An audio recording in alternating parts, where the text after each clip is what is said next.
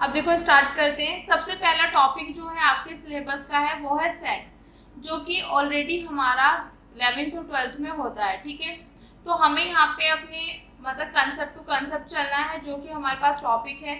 तो अब सबसे पहले सेट पढ़ने से पहले हम इसका इंट्रोडक्शन देखेंगे कि ये जो सेट है इसके पीछे मतलब ये कहाँ कहाँ यूज होता है, किस तरीके से किसने सेट बनाया, कैसे ये सेट मतलब बना, वो सब चीजें यहाँ पे हम इंट्रोडक्शन में देखेंगे।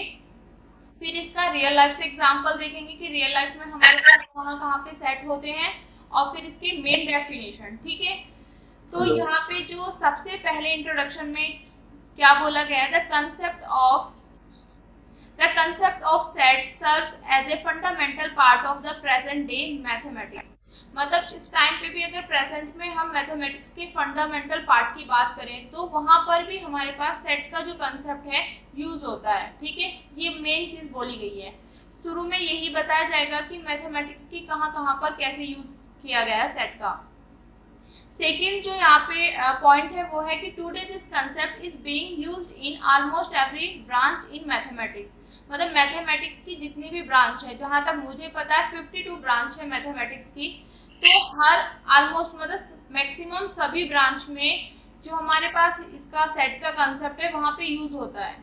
रियल एनालिसिस जैसे आप तो इंजीनियरिंग में कर रहे हो, अगर हम वैसे बात करें तो वहाँ पे रियल एनालिसिस, कॉम्प्लेक्स एनालिसिस, बहुत सारे सब्जेक्ट है वहाँ पे सेट का यूज होता है।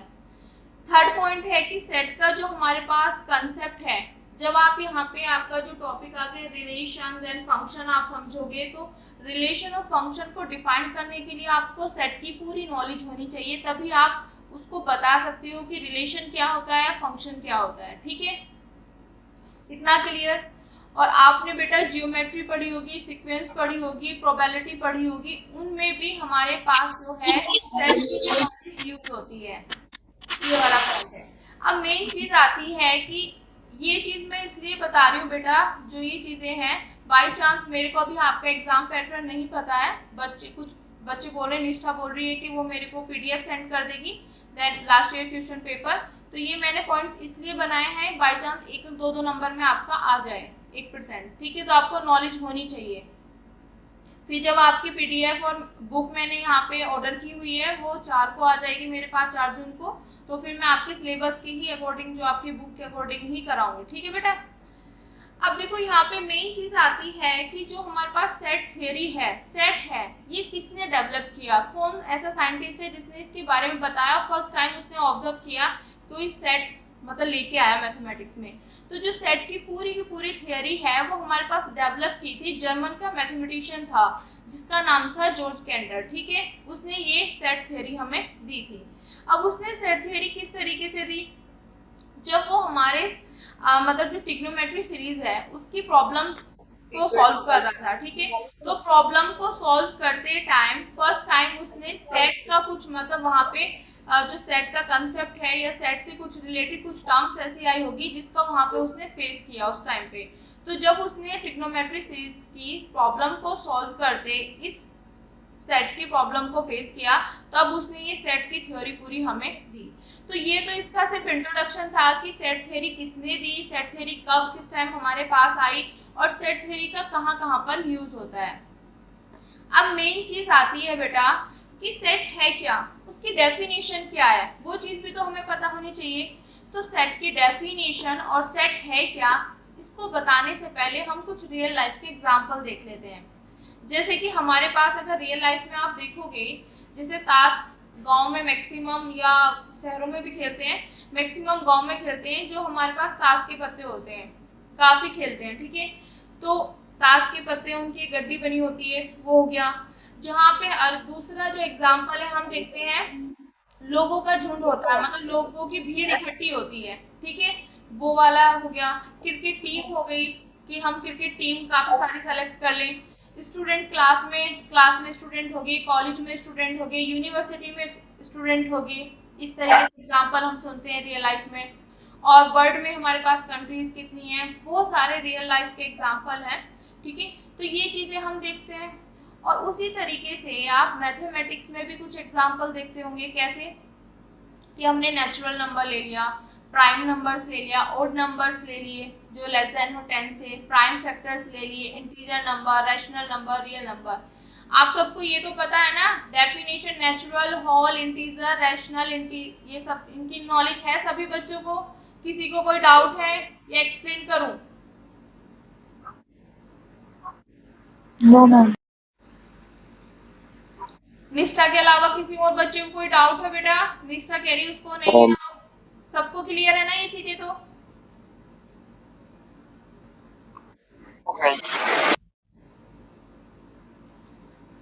तो बेटा ये हमारे पास क्या है, कुछ रियल लाइफ से हमने ले लिए। जैसे क्या होता है, कलेक्शन ले लेते हैं। जैसे हमारी फैमिली में अगर गांव में बात करें तो गांव में जितनी भी फैमिलीज हैं उनका कलेक्शन उठा लिया, मतलब सबको एक कलेक्शन कर लिया उनका, ठीक है। तो बहुत सारे एग्जाम्पल्स होते हैं, इस तरीके के एग्जाम्पल आते हैं।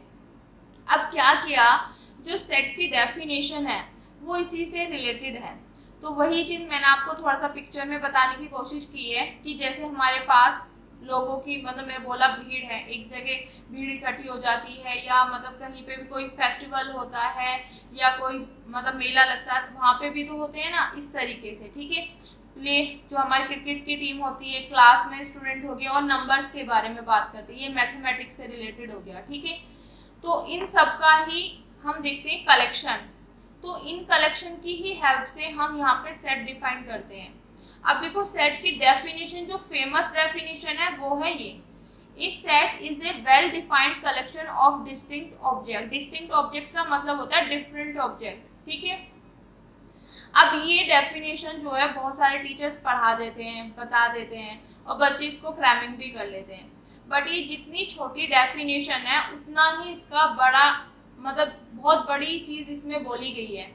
सबसे पहली जो टर्म आती है इसमें आता है वेल डिफाइंड और डिस्टिंक्ट ऑब्जेक्ट। इससे तो आप बच्चे मैक्सिमम समझ जाते हैं, पर जो वेल डिफाइंड है इसको नहीं समझ पाते बच्चे।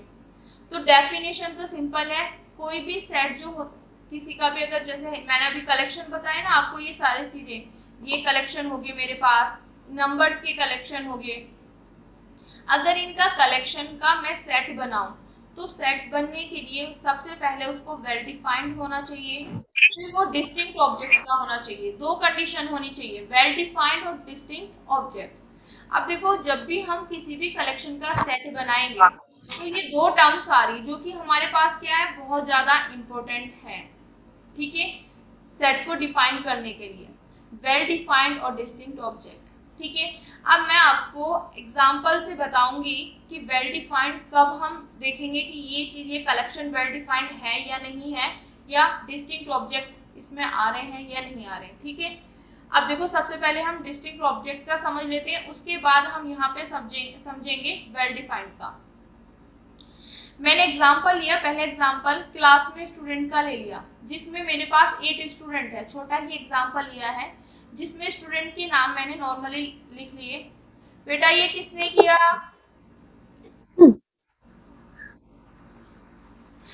तो यहाँ पे जो 8 स्टूडेंट मैंने लिए हैं उनमें मैंने राम, सीता, ये फेमस होते हैं जरा बुक्स में, तो मैंने वही लिख लिए, राम, सीता, गीता, यामिनी, केवी, रमेश, कोमल, मीनू, ठीक है। ये मैंने 8 स्टूडेंट ले लिए। अब ये मेरे पास क्लास में 8 स्टूडेंट है, मैंने इनका ना कलेक्शन बनाया, ठीक है। तो कलेक्शन में मैंने क्या किया, राम राम 2 बार ले लिया, ठीक है, सीता गीता, यामिनी 2 बार ले लिया, केवी रमेश रमेश 2 बार ले लिया, कोमल मीनू। तो अब डिस्टिंक्ट ऑब्जेक्ट का मतलब क्या होता है बेटा, डिफरेंट डिफरेंट, मतलब एक चीज एक ही बार आनी चाहिए, रिपीट नहीं होनी चाहिए। जैसे यहाँ पे मेरे पास ये राम जो है ये 2 बार रिपीट हो गया, तो जब हम इस कलेक्शन का सेट बनाएंगे तो ये 1 टाइम आना चाहिए, 2 टाइम नहीं आना चाहिए। सेम चीज जो होगी वो 1 टाइम आएगी, उससे ज्यादा रिपीट नहीं होनी चाहिए। यहाँ पे ये 1 टाइम है तो ये एज इट इज आएगा, यामिनी यहाँ पे 2 टाइम से, तो फिर से ये 1 टाइम आएगा। जो सेम चीज है उसको एक ही बार लिखना है, रिपीटेशन में नहीं लिखना है। मतलब डिस्टिंक्ट ऑब्जेक्ट होने चाहिए, मतलब डिफरेंट डिफरेंट होने चाहिए, सेम नहीं आने चाहिए, ठीक है। ये 1 टाइम है, यहाँ पे ये 2 टाइम है, तो ये भी 1 टाइम आएगा, ये 1 टाइम है, ठीक है। तो जैसे अगर मैं अभी अब इसका नेचुरल नंबर का ही बता देती हूँ, तो हमारे पास डिस्टिंक्ट ऑब्जेक्ट का मतलब क्या हो गया कि जैसे हमारे पास बहुत सारा कलेक्शन है, तो उसमें से हमने जो चूज करना है सेट बनाते टाइम, तो अगर जो सेम सेम है उसको एक ही बार लेना है, ठीक है। जो सेम सेम है चाहे वो 10 बार आ रहे हैं, 20 बार आ रहे हैं या एक बार आ रहा है, लेना एक ही बार है, एक ही ऑब्जेक्ट को जो सेम है, डिफरेंट डिफरेंट आने चाहिए, ठीक है। सेकेंड एग्जाम्पल से मैं आपको समझा रही हूँ नेचुरल नंबर। अब नेचुरल नंबर तो आप सबको पता ही है, 1 2 3 4 जो काउंटिंग नंबर्स होते हैं उनको, ठीक है। अब मैंने क्या किया, इनका कलेक्शन मुझे दे दिया, ठीक है। कलेक्शन किस तरीके से दिया, 1 1 2 2 3 3 3 4 5 6 इस तरीके से, ठीक है। अब मेरे को बोला गया कि इस कलेक्शन का सेट बनाओ, तो मेरा मेन टारगेट रहेगा सेट बनाने के लिए कि डिस्टिंक्ट ऑब्जेक्ट होने चाहिए। तो इसका मतलब जो सेम आ रहा है उसको मैंने 1 टाइम लिखना है, जो सेम आ रहा है उसको ओनली 1 टाइम लिखना है, जो सेम आ रहा है उसको ओनली 1 टाइम लिखना है, और जो 1 टाइम है तो उससे अच्छी बात ही नहीं है, ठीक है। इतना क्लियर हो गया। जो रिपीटेशन में है, जो सेम सेम दिखाई दे रहे हैं उनको सिंगल 1 टाइम लिखना है, ठीक है। तो ये चीज तो मैंने आपको बता दी डिस्टिंक्ट ऑब्जेक्ट की। डिस्टिंक्ट ऑब्जेक्ट मतलब काफी सारे हमारे पास कलेक्शन है, उसमें सेम चीजें दिखाई दे रही, उसको ओनली एक बार उठाना है, ठीक है, सेट बनाते टाइम। अब सेकेंड टर्म मेरे पास आती है वेल डिफाइंड। यहाँ तक किसी को कोई प्रॉब्लम, सबको क्लियर है बेटा? Yes ma'am. ओके, अब आती है वेल डिफाइंड। अब देखो ग्रुप में आई थिंक मुझे लगता है मैक्सिमम बॉयज हैं और गर्ल्स भी हैं, गर्ल्स के हिसाब से भी देख लेंगे, वो मैं बता दूंगी। तो क्रिकेट मैक्सिमम सबको पसंद होता है, तो मैंने यहाँ पे क्रिकेट का ही एग्जांपल लिया है वेल डिफाइंड चीज बताने के लिए कि इसका मतलब क्या है। मेन चीज मुझे जो बोला गया वो बोला गया कलेक्शन ऑफ 5 बेस्ट क्रिकेटर। मेरे को 5 मतलब बेस्ट क्रिकेटर बताने हैं। अब मेरे पास क्या किया गया, वहाँ पे जब कलेक्शन दिया गया तो वहाँ पे 3 पर्सन मेरे को दे दिए, फर्स्ट पर्सन, सेकंड और थर्ड, मतलब 3 लोग बैठे हुए हैं आपस में और उनसे बोला गया कि आप अपने 5 बेस्ट क्रिकेटर बताइए कि कौन कौन से हैं। तो जो फर्स्ट पर्सन है उसके हिसाब से उसने बोला विराट कोहली, रोहित शर्मा, रविंद्र जडेजा, शिखर धवन और कुलदीप यादव, ठीक है। सेकंड पर्सन के हिसाब से क्या हुआ, उसने बोला सचिन तेंदुलकर, राहुल द्रविड़, सौरव गांगुली, हार्दिक पांडे, कपिल देव। फिर जो थर्ड पर्सन है उसने बोला मेरे फेवरेट जो है वो MS धोनी है, KL राहुल है, वीरेंद्र सहवाग है, सुनील गावस्कर है, हरभजन सिंह है। तो सबने जब सबको बोला गया, मैंने तो सिर्फ एक कलेक्शन दिया था कि मुझे बेस्ट क्रिकेटर का नाम बताइए, तो तीनों पर्सन ने अलग अलग बताए, इसके हिसाब से अलग है, इसके हिसाब से अलग है, इसके हिसाब से अलग है। मतलब क्या किया, जो कलेक्शन मैंने दिया वो पर्सन टू पर्सन उसकी चॉइस के अकॉर्डिंग वेरी कर रहा है, एक फिक्स चीज नहीं आई निकल के, सबके अकॉर्डिंग अलग अलग वेरी कर रहा है। तो इस तरीके का कि जो भी मेरे पास कलेक्शन दिया बट सबके अकॉर्डिंग वो अलग अलग आ रहा है, this is not well defined, वो वेल डिफाइंड नहीं है। वेल डिफाइंड दूसरे एग्जांपल से बताती हूँ किसको कहते हैं। अब यहाँ पे मेरे पास दे दिया कि मेरे को इवन नेचुरल नंबर का कलेक्शन दे दिया। इवन नेचुरल नंबर क्या होते हैं, देखो नेचुरल नंबर तो मुझे पता है 1 2 3 4 5 6 ये नेचुरल नंबर होते हैं। इवन क्या होते हैं, जो 2 से डिवाइड होते हैं। तो मतलब सिंपल सी है, 2 की टेबल पढ़ना शुरू कर दो तो ये आ गया 2 4 6 8 10 12, ठीक है, सो ऑन करके। अब देखो जब मेरे पास वही तीनों पर्सन बैठे हैं, जब उनसे मैंने इवन नेचुरल नंबर का कलेक्शन की बात की तो फर्स्ट पर्सन ने भी मेरे को ये चीज़ बताई, सेकंड पर्सन ने भी, थर्ड पर्सन ने भी, तो तीनों पर्सन का आंसर जो है यहाँ पर सेम है, सबकी अकॉर्डिंग एक ही रिजल्ट आ रहा है। तो दिस इज वेल डिफाइंड, ठीक है। तो यहाँ से हमें क्या चीज़ें हमने नोटिस की कि अगर मेरे पास कोई भी कलेक्शन दे दिया गया, ठीक है, अब वो सबके अकॉर्डिंग अलग अलग है। जैसे कि क्लास में अगर हम बोल दें, बच्चे बैठे 3-4 बच्चे, तो उनसे बोल दिया जाए कि आपका बेस्ट टीचर कौन सा है, तो सबके सेम नहीं होते, सबके अकॉर्डिंग किसी को फिजिक्स जो वाला टीचर है वो अच्छा लगता है, किसी को मैथ का टीचर अच्छा लगता है, किसी केमिस्ट्री का, सबकी अलग अलग चॉइस होती है। तो वही चीज़ है, अगर बेस्ट की बात की जाए तो वो हमारे पास वेल डिफाइंड कलेक्शन नहीं होता, क्योंकि सबके अकॉर्डिंग राय अलग अलग होती है, एक पर्टिकुलर चीज़ निकल के नहीं आती है। This is not well defined, ये वेल डिफाइंड नहीं होगा। और जो हमारे पास कोई भी कलेक्शन दिया और सबके अकॉर्डिंग सेम आ रहा है वो होता है वेल डिफाइंड। जो मतलब क्लियरली स्पष्ट, मतलब क्लियरली बोल देते हैं स्पष्ट हो, मतलब क्लियरली हमें दिखाई दे रहा हो, यहाँ पे कोई चीज क्लियरली हमें पता ही नहीं चला, किसी के अकॉर्डिंग कुछ है, किसी के अकॉर्डिंग कुछ है, किसी के अकॉर्डिंग कुछ है। इतना क्लियर हो गया सभी को वेल डिफाइंड का मतलब? Yes, ma'am. तो लाइफ में कभी भी आपको कोई भी कलेक्शन दे दिया जाए और उसमें बोल दिया जाए तो आप ये चीज चेक करो क्या सबके अकॉर्डिंग सेम होगा, क्या सबके अकॉर्डिंग एक मतलब पर्टिकुलर चीज निकल के आएगी या नहीं आएगी। पर्टिकुलर चीज निकल के आई तो वेल डिफाइंड है, नहीं आती तो नॉट वेल डिफाइंड। ठीक है, अब देखो सेट के लिए हमें पता चल गया, सेट को डिफाइन करने के लिए हमें जो टर्म्स चाहिए, सबसे पहले वेल डिफाइंड होना चाहिए और डिस्टिंक्ट ऑब्जेक्ट। मतलब जो भी कलेक्शन दिया उसमें से डिस्टिंक्ट निकालो, मतलब डिफरेंट ऑब्जेक्ट निकालो और उनका हम वेल डिफाइंड कलेक्शन बना देंगे, उसी को हम सेट कहते हैं। तो आई होप सेट की डेफिनेशन आपको अच्छे से क्लियर होगी। ठीक है, नेक्स्ट आती है जो हमारे पास सेट में जो ऑब्जेक्ट्स होते हैं उनको हम क्या कहते हैं, एलिमेंट्स या मेंबर, मतलब सेट के एलिमेंट हैं या सेट के मेंबर हैं। ओके, थर्ड कुछ पॉइंट्स है यहाँ पे, वो चीज बता रही हूँ। सेट को हम जो डिनोट करते हैं वो करते हैं कैपिटल लेटर से, A B C X Y Z, जो भी कैपिटल लेटर्स होते हैं हमेशा सेट को कैपिटल लेटर से ही डिनोट किया जाता है, और जो उसके एलिमेंट्स होते हैं उसको स्मॉल लेटर से। जैसे कि मैंने लिखा यहाँ पे नेचुरल नंबर की बात करें तो नेचुरल नंबर के लिए कैपिटल एन का यूज किया और इसके अंदर इस तरीके से 1 2 3 4 5 6। ठीक है,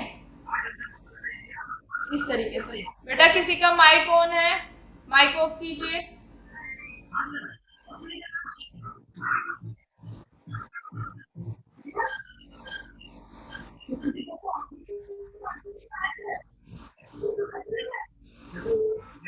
आगे देखो बेटा,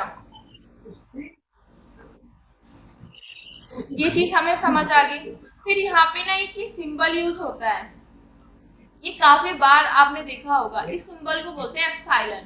ठीक है, ग्रीक अल्फाबेट का वर्ड है एप्सिलॉन। ठीक है, इसका मतलब क्या होता है, बिलोंग्स टू, मतलब ये उसका मेंबर है, ए मेंबर ऑफ, ये मेंबर है या एलिमेंट है।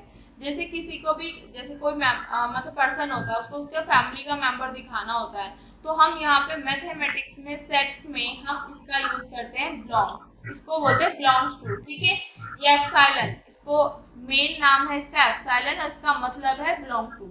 अब देखो इसको समझना किस तरीके से है। एक्स मेरे पास कोई भी एलिमेंट है सेट का, अब ये चीज बोल दी गई। ठीक है, तो इसको हम इस सिंबल की हेल्प से कैसे लिखेंगे वो चीज देखो। सिंबल की हेल्प से हम लिखेंगे कि x बिलोंग्स टू a। ठीक है, इसका मतलब क्या है, इसको हम रीड किस तरीके से करेंगे कि x जो है वो मेरे पास एलिमेंट है a का, या x है, x belongs to set a। वही चीज मैंने बोला था कि x जो है मेरे पास, जो ये a है, ठीक है, x इसका मेंबर है, इसके मतलब फैमिली का मेंबर है, तो मैं इसको इस सिंबल की हेल्प से कैसे लिखूंगी, इसका मतलब है बिलोंग्स टू, मतलब इसका मेंबर है। तो यहाँ पे एलिमेंट लिखो, जो मेंबर की बात करें किसके अंदर है, ए के अंदर। इस तरीके से इसको हम डिनोट करते हैं। ठीक है, इसको रीड करते हैं x बिलोंग्स टू a। अगर बाई चांस इसका मेंबर नहीं है तब कैसे लिखेंगे, तो हम तब इस सिंबल का यूज करते हैं। कैसे करते हैं, जो ये मैंने ये बोला एप्सिलॉन, इसको यहाँ से कट कर दो। ठीक है, तो इसका मतलब होता है डज नॉट बिलोंग्स टू, कि x does not belongs to a, कि x a से बिलोंग नहीं कर रहा है। ठीक है, वही चीज यहाँ पे समझाई हुई है। इसको मैथमेटिकली हम लिखेंगे इस तरीके से, x does not belongs to a, element नहीं है ए का, या वो उसको बिलोंग नहीं करता है। ठीक है, अब इसके बाद देखो मेरे पास कोई भी ए बी सी मेंबर्स है सेट के, वही चीज मैंने बोला कि सेट जो है वो कैपिटल लेटर से आएगा, जो मेंबर्स होंगे वो स्मॉल लेटर से आएंगे, मतलब स्मॉल। ठीक है, इतना क्लियर हो गया। तो अब ये बात आई कि मेरे पास ये सेट है, ये इसके मेंबर है, पर हमें लिखने का तरीका क्या आएगा। वैसे तो लिखने के दो तरीके होते हैं, वो आगे मैं वीडियोस में बताऊंगी किस तरीके से लिखते हैं, पर यहाँ पे हम जनरली देख लेते हैं किस तरीके से लिखते हैं। तो ये सेट है, ये इसके मेंबर है, तो हाँ लिखने का तरीका क्या होता है, ये हमारे पास कर्ली ब्रैकेट होते हैं ना, और यहाँ पे जो भी इसके मेंबर हैं उनके बीच में कॉमा लगा दो। तो ये होता है तरीका हमारे पास सेट को लिखने का। ठीक है, वही चीज यहाँ पे लिखा हुआ है कि it is described by the listing the elements of the set between braces, इसके बीच में लिखते हैं हम और सेपरेट करते हैं बाय कॉमास, कॉमास से इसको सेपरेट करते हैं। ठीक है, अब बात आती है कि यहाँ पे जो हम सेट में एलिमेंट्स के ऑर्डर की बात करते हैं तो यहाँ पे ऑर्डर इम्पोर्टेंट नहीं होता है। क्यों? क्योंकि जो ऑर्डर इम्पोर्टेंट होता है वो होता है हमारे पास ऑर्डर्ड सेट में, यहाँ पे नहीं। यहाँ पे ऐसा नहीं है कि मेरे पास ये 3 का कलेक्शन दिया हुआ है इसके मेंबर, तो मैं इसको ऐसे ही लिखूंगी। इस तरीके से भी लिख सकते हैं, बी पहले ए बाद में, किसी भी तरीके से ऐसे भी लिख सकते हैं, ऐसे भी किसी भी तरीके से अरेंज कर दो, ये सब के सब सेम होंगे। ठीक है, सेट की रिप्रेजेंटेशन। तो सेट में हमारे पास ये डिफरेंट होने चाहिए और वैल्यू मतलब वेल डिफाइंड होने चाहिए, सेट बन जाएगा।